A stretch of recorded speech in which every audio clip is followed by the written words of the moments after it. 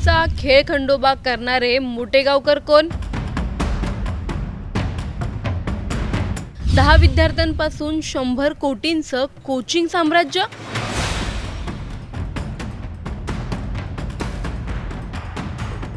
दरवर्षी 40,000 विद्यार्थ्यांचा RCC मध्ये प्रवेश. नीटच्या प्रकरणातला लातूर पॅटर्न काय? मॉक टेस्ट मधील 42 प्रश्न नीटमध्ये जसेच्या तसे. RCC क्लासेसचे संचालक शिवराज मोटेगावकर CBIच्या ताब्यात. देशभरात चर्चेत असलेल्या नीट 2026 पेपरफुटी प्रकरणामुळे आता महाराष्ट्रातील प्रसिद्ध RCC क्लासेस आणि त्याचे संचालक शिवराज मोटेगावकर हे नाव अचानक राष्ट्रीय चर्चेत आलं आहे. सर म्हणून ओळखले जाणारे शिवराज मोटेगावकर हे लातूरमधील प्रसिद्ध रसायनशास्त्र म्हणजेच केमिस्ट्री शिक्षक होते. नीट, JEE, CET अशा परीक्षांची तयारी करणाऱ्या विद्यार्थ्यांसाठी RCC हा महाराष्ट्रातील मोठ्या कोचिंग ब्रँडपैकी एक मानला जातो. म्हणूनच प्रश्न पडतो की शिवराज मोटेगावकर नेमके कोण आहेत? RCC कोचिंग क्लासचं प्रकरण काय? किती कोटींचं साम्राज्य आहे आणि या नीट प्रकरणात कसं सामील आहे? सर्वप्रथम जाणून घेऊयात शिवराज मोटेगावकर कोण आहेत यापासून. लातूर येथील प्रसिद्ध केमिस्ट्री शिक्षक आणि RCC पॅटर्नचे संस्थापक म्हणून ओळखले जाणारे शिवराज रघुनाथ मोटेगावकर हे सध्या नीट 2026 पेपरफुटीमुळे चर्चेत आले. सर म्हणून विद्यार्थ्यांमध्ये लोकप्रिय असलेल्या मोटेगावकर यांनी महाराष्ट्रातील नीट, JEE आणि MHT CET कोचिंग क्षेत्रात मोठं नेटवर्क उभं केलं. उपलब्ध माहितीनुसार त्यांचा जन्म 2 फेब्रुवारी 1980 रोजी झाला असून ते केमिस्ट्री विषयातील MSc सुवर्णपदक विजेते असल्याचं सांगितलं जातं. त्यांनी 2003 मध्ये RCC अर्थात रेणुकाई करिअर सेंटरची स्थापना केली आणि पुढे हे संस्थान महाराष्ट्रातील मोठ्या कोचिंग ब्रँडपैकी एक बनलं. शिवराज मोटेगावकर हे लातूरमधील एका शेतकरी कुटुंबातून आले आहेत. त्यांनी आपल्या कारकिर्दीची सुरुवात खाजगी शिकवण्या घेऊन केली. सुरुवातीच्या काळात ते सायकलवरून शहरभर फिरत विद्यार्थ्यांना शिकवत असत. 1999च्या सुमारास त्यांनी एका छोट्या भाड्याच्या खोलीत अवघ्या 10 विद्यार्थ्यांसह कोचिंग क्लास सुरू केला. विद्यार्थ्यांना सोप्या भाषेत केमिस्ट्री समजावून सांगण्याची त्यांची शैली लोकप्रिय झाली आणि हळूहळू त्यांची ओळख सर म्हणून निर्माण झाली. आता हे RCC कोचिंग क्लास काय आहे ते बघूयात. RCC म्हणजे Renukai career centre. Latur pattern प्रसिद्ध होत असताना RCCचाही विस्तार झपाट्याने झाला. शिवराज मोटेगावकर यांचा प्रवास एकेकाळी प्रेरणादायी मानला जात होता.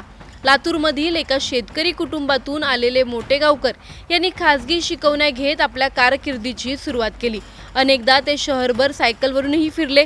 1999च्या वेळी त्यांनी 10 विद्यार्थ्यांसह ही सुरुवात केली होती. त्या काळात ते केमिस्ट्री शिकवत होते, नोट्स बनवत होते आणि विद्यार्थ्यांना संकल्पना समजावून सांगत होते. पुढील 2 दशकात RCCचा प्रचंड वेगाने विस्तार झालाय. आज लातूर, पुणे, नाशिक, छत्रपती संभाजीनगर, नांदेड, सोलापूर आणि कोल्हापूरमध्ये RCCची मोठी सेंटर्स आहेत. स्थानिक अंदाजानुसार दरवर्षी जवळपास 40,000 विद्यार्थी प्रवेश घेतात आणि संस्थेची वार्षिक उलाढाल 100 कोटी रुपयांपेक्षा जास्त असल्याचं सांगितलं जातं. RCCने नंतर digital learning, test series, app आधारित स्टडी मटेरियल आणि नीट, JEE मार्गदर्शनाच्या माध्यमातून मोठं नेटवर्क उभं केलं. संस्थेच्या वेबसाईटनुसार मोटेगावकर हे केमिस्ट्रीमधील MSc गोल्ड मेडलिस्ट असून त्यांना विजनरी एज्युकेटर म्हणून ओळखलं जात होतं. पण आता त्याच शिक्षण साम्राज्यावर गंभीर संशय व्यक्त केला जात आहे. RCC कोचिंग सेंटरचं आणि मोटेगावकरांचं नीट प्रकरणात नाव कसं आलं जाणून घेऊयात. या प्रकरणाचा तपास करण्यासाठी CBIचं तब्बल 28 अधिकाऱ्यांचं विशेष पथक लातूरमध्ये दाखल झालं होतं. या पथकाने RCC क्लासेसचे संचालक शिवराज मोटेगावकर यांच्या निवासस्थानी आणि संबंधित ठिकाणी सलग 8 ते 10 तास चौकशी केली. सूत्रांच्या माहितीनुसार चौकशी दरम्यान काही संशयास्पद बाबी समोर आल्या. काही प्रश्नांवर समाधानकारक उत्तरं न मिळाल्याने आणि तपासात विसंगती आढळल्याने अखेर CBIने मोटेगावकर यांना ताब्यात घेतल्याचं सांगितलं जात आहे. या प्रकरणातील सर्वात धक्कादायक बाब म्हणजे RCC इन्स्टिट्यूटच्या मॉक टेस्टमधील तब्बल 42 प्रश्न हे नीटच्या मुख्य परीक्षेत जसेच्या तसे आल्याचा आरोप करण्यात येतोय. एका पालकाने याबाबत तक्रार केल्यानंतर तपास अधिक वेगाने सुरू केला। मॉक टेस्ट आणि मूळ प्रश्नपत्रिकेतील मोठं साम्य पाहून तपास यंत्रणेचा संशय अधिक गडद झाला। 12 मे रोजी केंद्र सरकारने नीट परीक्षा रद्द करत हा तपास थेट CBIकडे सोपवला होता। त्यानंतर लाखो विद्यार्थी आणि पालकांमध्ये संतापाची लाट उसळली। अनेक विद्यार्थ्यांनी वर्षभर रात्रंदिवस अभ्यास केला, पालकांनी लाखो रुपये खर्च केले, काहींनी शेती विकली, काहींनी कर्ज घेतलं आणि आता पेपरफुटी प्रकरण। पैशांचा खेळ, एजंट्स आणि कोचिंग लॉबीच्या आरोपांमुळे संपूर्ण शिक्षण व्यवस्थेवरचं प्रश्नचिन्ह निर्माण झालं आहे।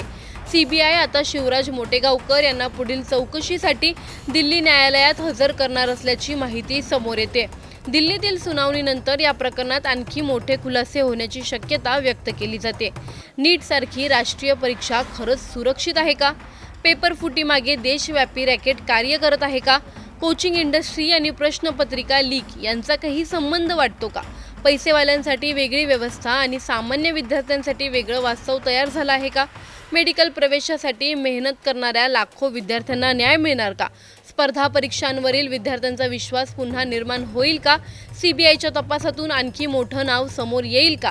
आणि सर्वात मोठा प्रश्न म्हणजे देशात शिक्षण ही सेवा उरली आहे की कोट्यावधींचा व्यवसाय बनलाय? तुम्हाला काय वाटतं? आम्हाला कमेंटमध्ये नक्की कळवा। व्हिडिओ आवडल्यास लाईक व शेअर करायला विसरू नका।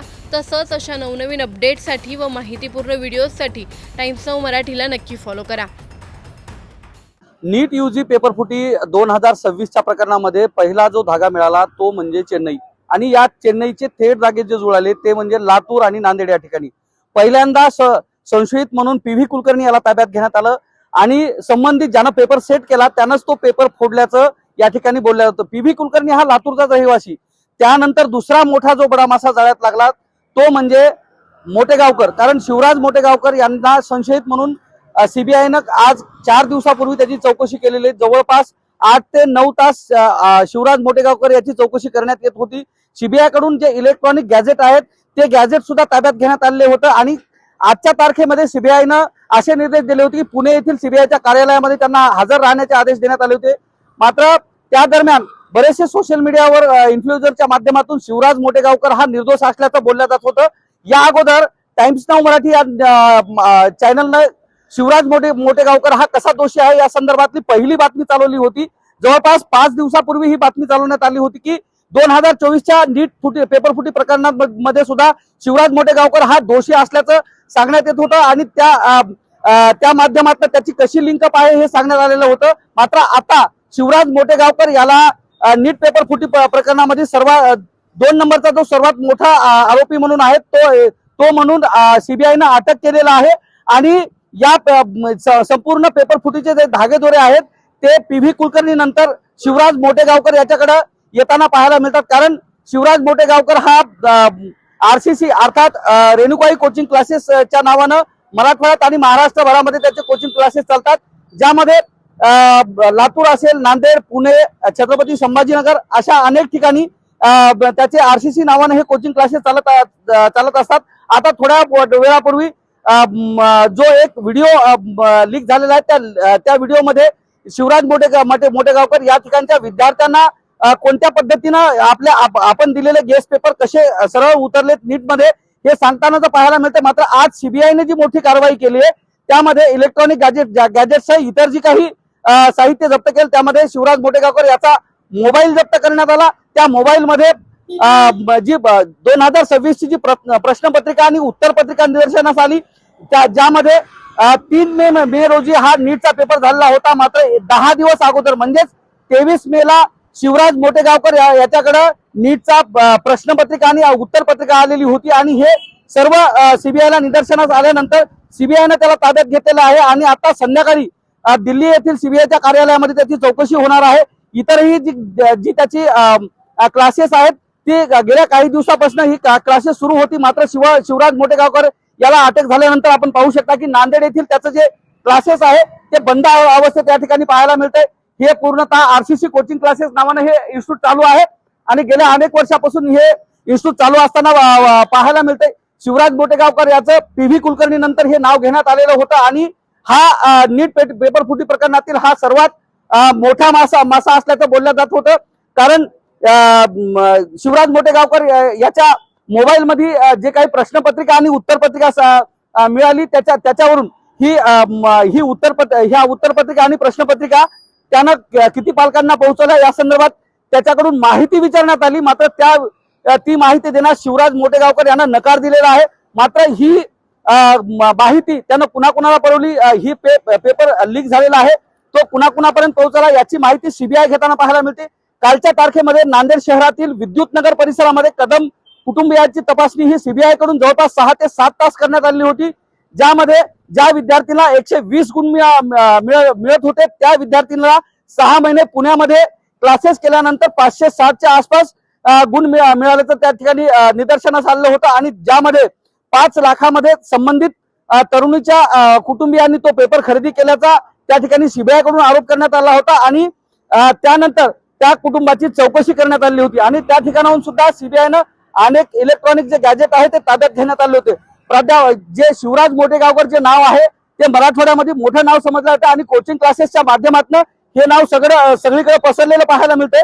मात्र शिवराज मोठेगावकर हा या प्रकरणातील मोठा धागा असल्याचं बोललं जातं. सीबीआय कडून एक जी कडी आहे ते जोडण्याचा प्रयत्न होत होता.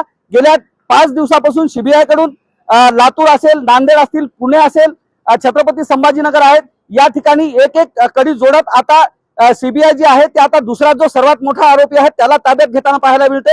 अगोदर प्राध्यापक PV कुलकर्णी, त्यानंतर मनीषा वाघमारे, त्यानंतर शिवराज मोठेगावकर अशा अनेकांना सीबीआयने जी आहे अटक केलेली झाल्याचं पाहायला मिळते. आणि त्यानंतर ही जी काही कोचिंग क्लासेस आहेत त्या कोचिंग क्लासेसला आता कुलूप ठोकल्याचं पाहायला मिळते. सीबीआय कडून हे एकमेक धागे जे आहेत ते जोडल्या जात आहेत आणि सीबीआय आपला जो पंजा आहे ते आरोपीवर कसताना पाहायला मिळते. कॅमेरामॅन सुधाकर सह मी धनंजय सोळंके, टाइम्स नाव मराठी, नांदेड.